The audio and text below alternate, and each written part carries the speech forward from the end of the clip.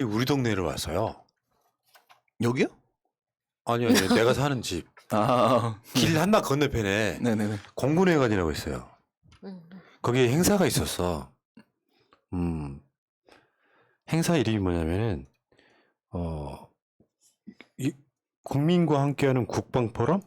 세미나라는 게 있었나 봐. 그때 윤석열이 문재인 정부의 군을 어마어마하게 깝니다. 문재인 정권, 우리 군을 목적 없는 군대로 만들어서 참담하다.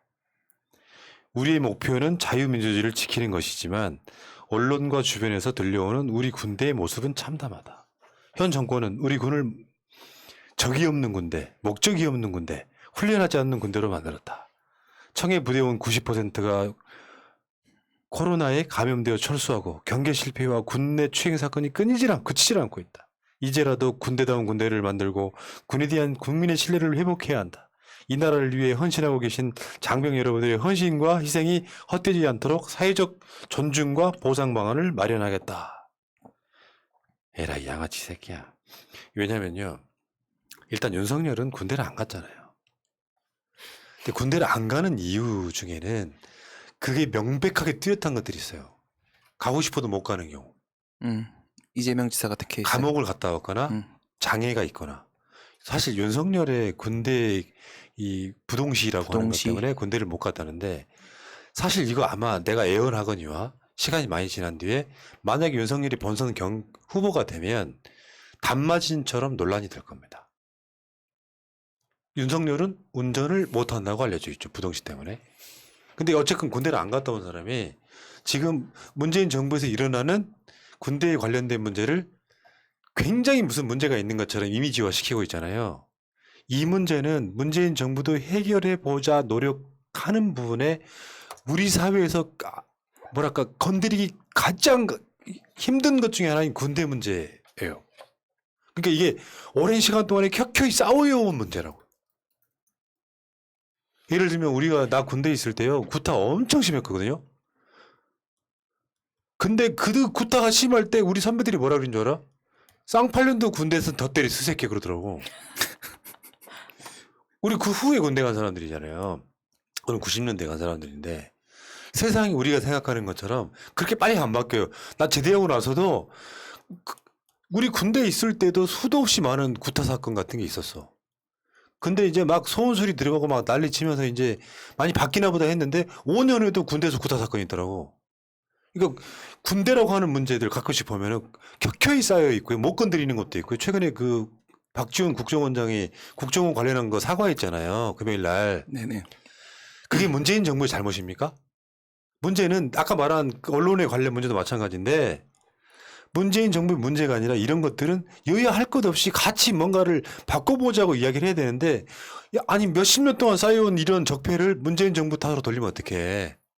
문 대통령이 가장 보수적인 사람이라 그랬잖아요.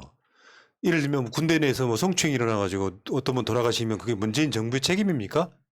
도의적 책임일 수는 있는데 그것은 그 군대 내에서 그런 식으로 여군들을 대해왔던 게 수십 년 동안 만들어진 일종의 전통 같은 거란 말이에요. 근데 갑자기 문재인 정부 들어가지고 그 사건이 일어날 걸 미리 알고 앞으로 성추행하지 말라고 날마다 훈화를 나서 해야 됩니까?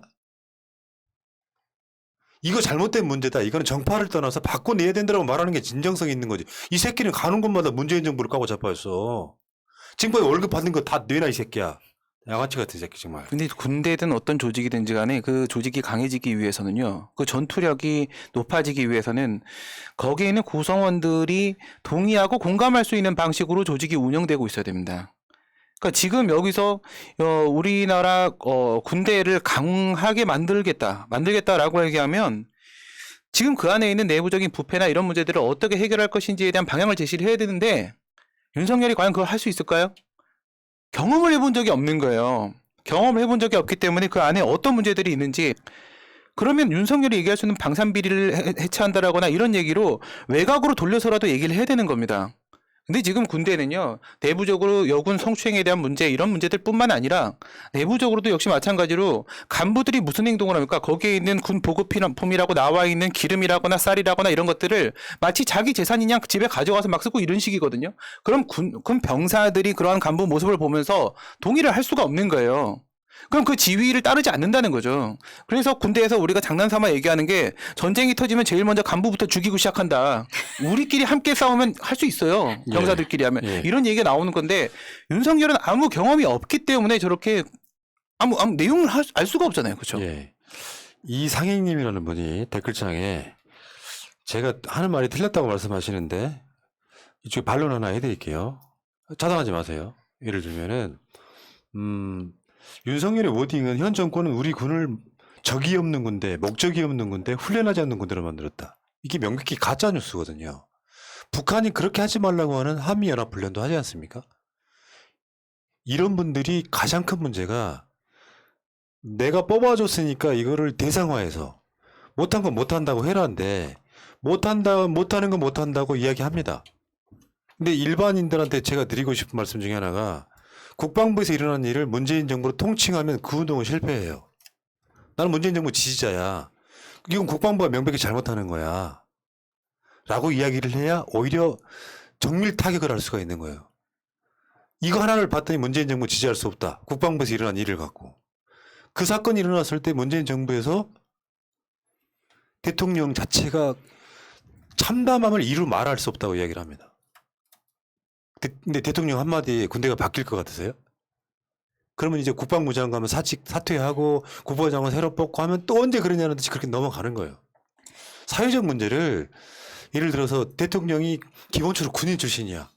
군대에 대해서 비리 같은 거 이야기를 하려고 안 해. 그렇다면 문제가 있겠지만 이런 식의 노력들은 안 하겠습니까? 문재인 정부 전에는 없었겠습니까? 그게? 박근혜 정권 때는 없었을 것 같으세요? 그 노력들을 말이에요. 박근혜 때도 군대 사고가 일어나면 일어나지 못하게 하기 위해서 수도 없이 많은 노력들을 해요. 근데 문제는 뭘 바꿔야 되냐면 지휘관들이 책임지는 문제를 바꿔야 돼요. 군대의 구조를 보면. 군대에서는 처분도 하고 행정적인 것까지 대부분 다 지휘관 하나가 모든 걸 좌지우지하는 시스템이 있단 말이에요. 그게 문재인 정부가 그런 문제가 일어났을 때 좋은 정권은 모든 것을 적폐를 알아서 그걸 다 일소하는 게 정권이 아니고 그런 문제가 일어났을 때 그 문제가 다시 안 일어나게 시스템으로 만드는 건데 그걸 누가 합니까? 국회가 하는 거죠. 그러니까 사실 이 정부에서 달라진 거라는 것은 이 여군 지금 사고에서 계속 나오는 것처럼 약자가 말을 할 수 있는 기회가 생겼다는 거예요. 그러니까 이전 정부에 같은 데서는 군인이 설령 자살을 한들 그 군 안에서 다 덮었고 세상 밖으로 나오지도 않았단 말이에요. 근데 이 정부 들어서 이런 사건들 우리한테 자꾸만 나오는 이유가 그만큼 오픈되는 환경이 만들어졌기 때문에 그나마 그게 방송을 타고 나와서 이야기가 자꾸 되다 보니까 우리가 이게 이 정부 들어서 많아진 것처럼 보이는 거지 이전에도 많았던 것이 공개되는 숫자가 많아질 뿐이다라는 말씀을 아니, 그러니까 이게 잘했다고 실드치는 게 아니라 내가 비판하는 지금 윤석열을 비판하는 거예요. 문재인 정부의 이론이었던 놈이 그러니까 얘는 군대에 대한 이해가 하나도 없다니까요. 최소한 나는 준장, 소장, 중장, 대장의 병장이었어요. 군대에 대해서는 내가 그러니까 그 구조 시스템을 이해해 보려고 엄청 노력했던 사람 중에 하나예요. 자원 입대해서 특수부대를 가기도 했고요. 근데 이 상황에서 문재인 정부가 뭐 적이 없는 군대를 만들었다고요? 요게 극우 성향이라고 보여주는 거예요. 적이 없는 군대를 만들었다는 말은 북한에 대해서 왜 그러냐 이런 식의 워딩인데 미친 소리 하는 겁니다. 그래서 두 가지 공격을 받는 거야 문재인 정부가. 한미연합훈련은 훈련대로 하고 국방비는 늘리고 F-35는 들여오는데 북한과 평화 유지하는 게 말처럼 쉽지가 않다는 거예요. 다른 정부들 같으면은 북한하고 평화를 위해서 한미연합훈련 무조건 중단하고 국방비 안 늘렸을 겁니다. 근데 문 대통령은 생각이 다른 사람이에요.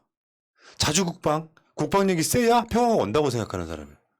그게 일종의 언밸런스 같은 건데 그걸 이해를 못하니까 저런 소리 하는 거죠. 적이 없는 군대라는 것 자체가 그러면은 정말 군대를 갔다 온 사람이라면은 저게 무슨 말 하는지 알 것 같아요. 왜냐면 우리가 군대에서 계속 북한은 주적이다, 북한은 주적이다 이런 교육을 계속 받았단 말이에요.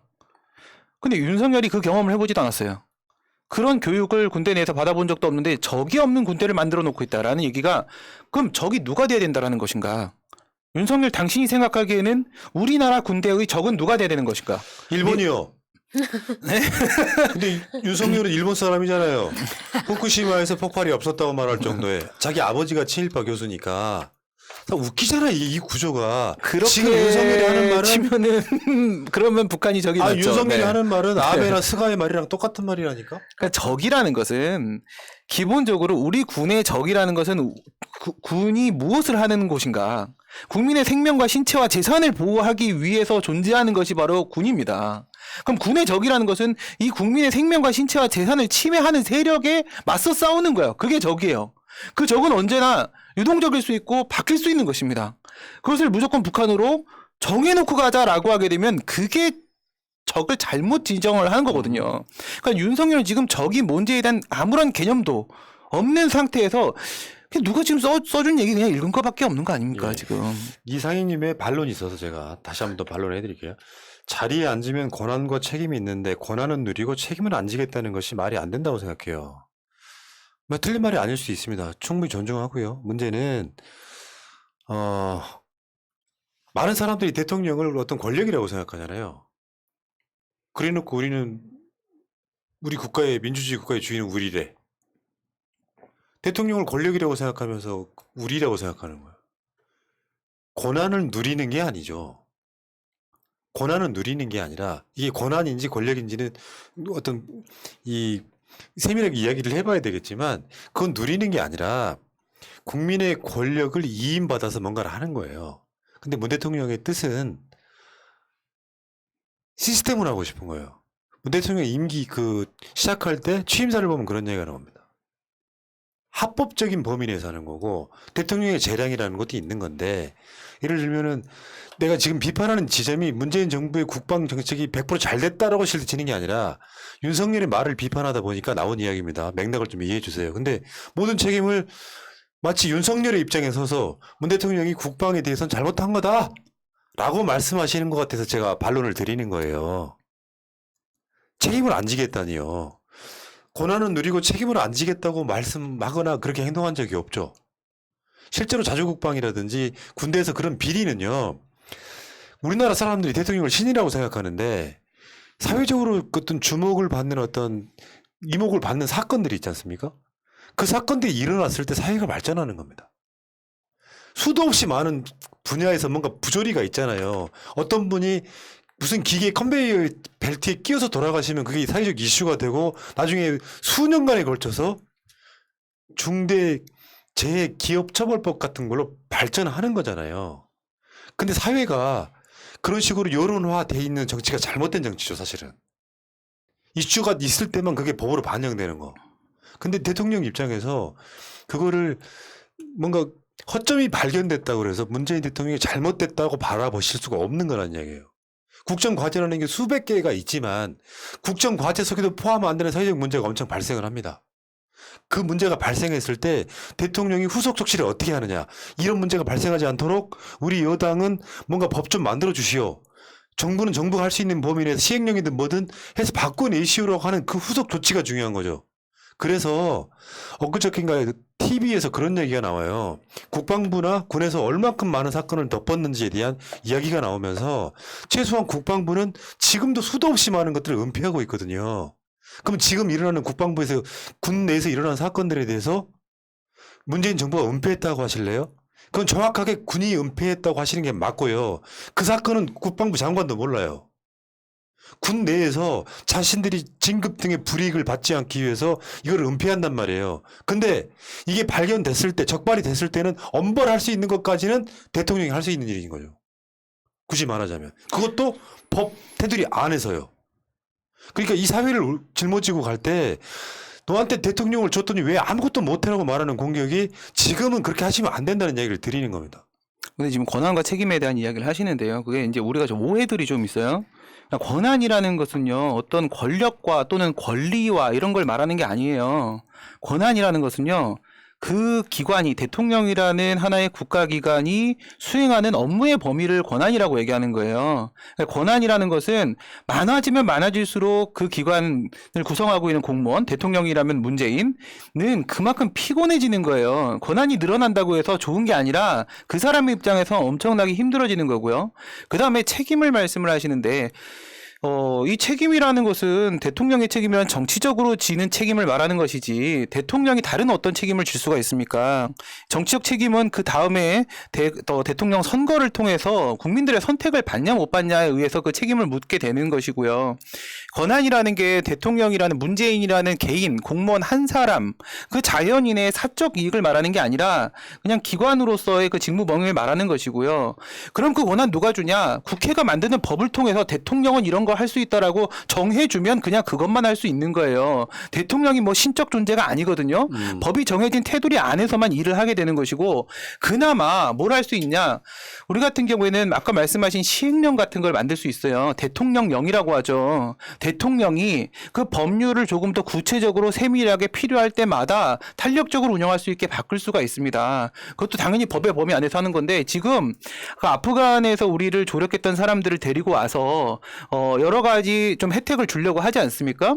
여기서 이제 영주할 수 있는 권리도 주고 뭐 이런 것들 주려고 하다 보니까 바로 시행령을 지금 바꾸겠다고 입법 예고를 했어요. 이게 행정절차법에 그렇게 하라고 돼 있는데 이런 게 바로 대통령이 제대로 자신의 권한을 행사하고 있는 겁니다. 그 권한을 방기하지 않고 사태가 발생하면 발생하자마자 문재인 대통령의 가장 큰 특징이 뭐냐면 진짜 기민하게 시행령을 변경해요. 그래서 필요한 것들을 대통령이 하는 건 그런 시스템, 제도를 만들어주는 것이지 군대에서 문제가 생겼다고 해서 대통령이 그 군의 어떤 부대, 어떤 사단 찾아가서 직접 해결하는 게 아닙니다. 그 시스템을 만들어주는 게 그러니까. 대통령이 하는 일입니다. 그러니까 일부 진보 블록에 있는 사람들이 문 대통령을 지지를 뺐던 이유가요. 정권이 바뀌고 한 1, 2년 안에 빼더라고. 세상이 확 바뀌길 바랬는데 못 바꿨다는 거야. 뭐 비웃 이야기하면서 잘못된 구조라고 봅니다. 왜냐면은 지금 현재는요.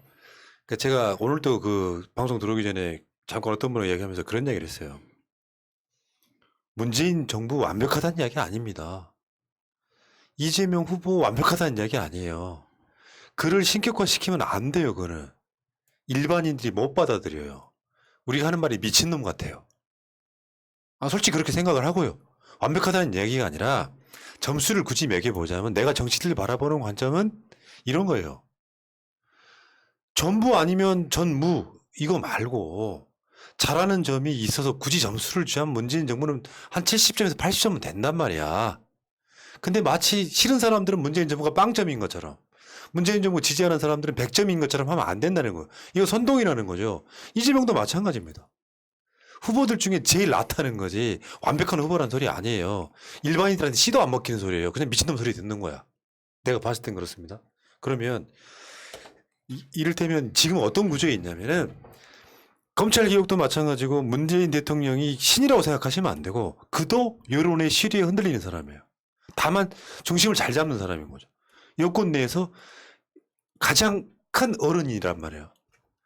이분이 갖고 있는 생각을 민주주의 국가 하겠다면서 대통령한테 바라는 모습이 뭐냐면 전두환 같은 권력을 바라는 거야. 맞습니다. 자기는 민주주의 국가의 민주시민이라면서 대통령한테는 전두환 같은 권력을 바라는 거야. 근데 문 대통령은 그렇게 못해. 자기의 가치관 때문에 못해요. 그래서 뭔가 지나가는 말로 국회에서 뭔가를 해주면 좋겠다고 이야기하지만 국회에서 못 알아쳐먹어요.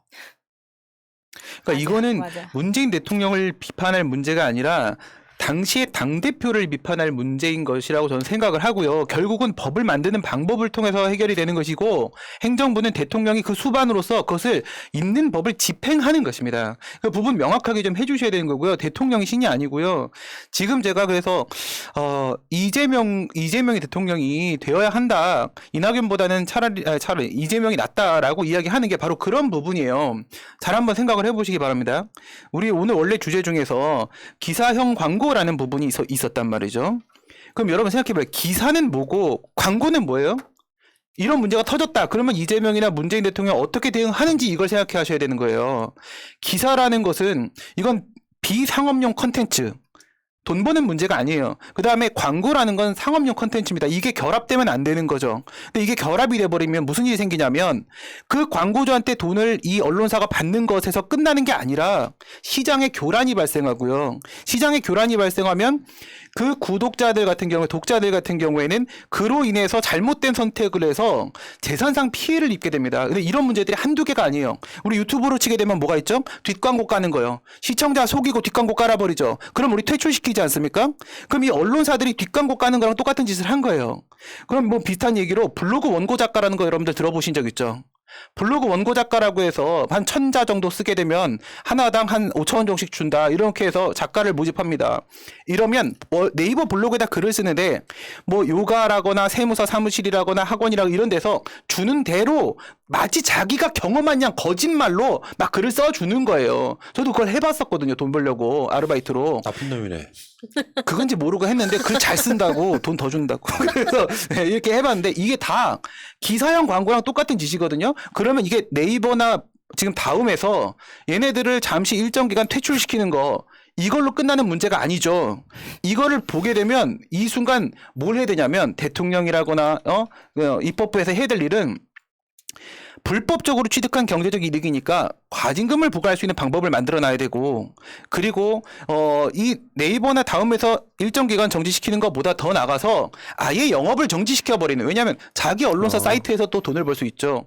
이런 아니, 문제뿐만 잠깐만. 아니라 개인의 형사처벌까지 이런 것들이 산으로 가고 있어 산으로 지금. 가지 좀 마지 뭔 소리 하는지 모르겠어. 그러니까 이 문제들을 이런 것들을 아이고 시원하다. 아이고 네. 시원하다. 아이고. 아니, 기민하게 대응을 하는 게 그게 입법부나 행정부에서 하는 일이지. 지금 탈편집이야 이거. 너무 멀리 갔나? 아니. 지금 이야기가 좀 네. 사실은 좀 시간이 좀 남아서 이런 토론을 하고 있는데 네. 좋은 말씀 감사하고요. 네. 이제 끝날 때 같아서 네. 완전히 빠가 돼가지고 음. 뭔가를 이렇게 완벽하다고 실드 치는 게 그게 소위 말하면 강성 똥파리가 되는 것이고요. 잘못한 건 맞고요. 근데 이게 분리할 줄은 알아야 된다고 생각해요. 문재인 정부가 잘못하는 건지 국방부가 잘못하는 건지 분리는 할 줄 알아야 이게 책임 전가를 막 대통령한테만 미루면서 진짜 중요한 건요. 제 가치관이기도 하고 제 평상시 소신이기도 한데 무슨 문제가 일어나면 그게 시스템으로 만들어지는 거예요. 그 일들이 다시 재발하지 않게끔 만드는 것이고 그런 면에서 저는 예를 들어서 상대적 비교 부동산도 마찬가지겠지만 그런 문재인 정부가 아니었으면 집값이 안 올랐겠냐. 그건 아니라고 보는 것이고요. 정치에서 현대 정치에서 최선은 사실 불가능하다고 생각합니다. 필리핀인들한테 최선은 두테르테였을지언정 민주국가이고 선진국인 한국에서 최선의 정치인은 저는 없다고 생각해요. 솔직히 말씀드리면. 또 시스템과 제도를 갖고 있는 입장에서 그 답답함이 국민들한테 민주당이 180석을 준 거예요. 좀 빨리 좀 바꿔내달라고. 그러면 뭐냐? 정치를 바라보는 시각은 누가 차선이냐, 누가 최악이냐, 누가 차악이냐를 볼 줄 아는 시각을 갖는 거예요. 지금 정의당이 만약에 정권을 잡으면 대한민국이 확 바뀔까요? 불가능 100%죠. 나라가 일대 혼란에 빠질 가능성이 높죠. 불가능합니다. 지금 국민의힘이 정권을 잡고 윤석열이가 대통령을 하면 어떻게 될까요? 상당 부분 역진할 거예요. anything but 문재인이 되겠죠. 지금까지 해온 말이 있는데 남북관계가 좋아질 이유가 없잖아요. 120시간 일 시킬 수도 있어요. 후쿠시마에 폭발이 없었으니까 방사능 오염수 버리라고 이야기할 수도 있어요. 그러니까 최선이 아닐지라도 차선은 되는 정부고 정권이다. 다만 오게티라고 한다면 180석, 지금 180석 맞습니다. 탈당했더라도 우호 지분이니까요. 그 지분으로 정권 말이든 척이든 뭔가 좀 국민들이 느끼기에 야 의석 밀어주니까 저런 것도 해내는구나 라는 의미를 부여해줘야 다음에 또 찍어줄 거 아니냐 이런 이야기로 마무리할게요. 문재인 대통령 자체를 비판하고 싶으면 문재인 대통령의 고유한 권한 영역으로서의 외교 영역이라거나 국방 영역이라거나 이쪽으로 비판을 하시는 건 가능합니다. 그런데 외교나 이런 문제에 있어서는 그 어느 정부보다 잘했다라고 평가가 받는 부분이고요. 나머지 부분에 대해서 답답하신 것은 어디를 비판해야 되는 거냐면 문재인 정부를 비판하는 것이 아니라 의회를 비판해야 되는 것이고 의회에서 180석을 받고도 제대로 일을 못하고 있는 민주당을 비판해야 되는 것이지 이거는 비판의 화살에 관역이 잘못됐다는 겁니다. 신민님. 맞습니다. 그 얘기 내가 좀 전에 했잖아. 왜 자꾸 이렇게 중언부언 하고 그래? 방송 끊으려고 그러는데. 좋은 말씀 감사드리고 아까 우리 이상희님 있죠? 이상희님이 나 방송거리가 없어가지고 상당히 고민하고 있던 차에 정말 좋은 아젠다 주셨고요. 좀 쌍욕 좀 하지 마세요들. 그런 의견 보낼 수도 있는 거지. 그러니까 문재인 지지자들 욕하는 소리가 나오지. 참 감사드리고요. 자 즐겁게 끝내자고 유쾌하게. 자 방송이 끝이 안 난다고 느림님 말이 맞아. 너무 방송이 느려 지금. 끝내고 싶단 말이야. 자. 고생들 하셨고요. 오늘 슈퍼이크 해주신 신민님께 난 일주일에 한 번 나오는 게 맞는 것 같아. 우리 민이 하고 싶은 말 다 했나? 아니, 좀 남았는데. 자 물러갈게요.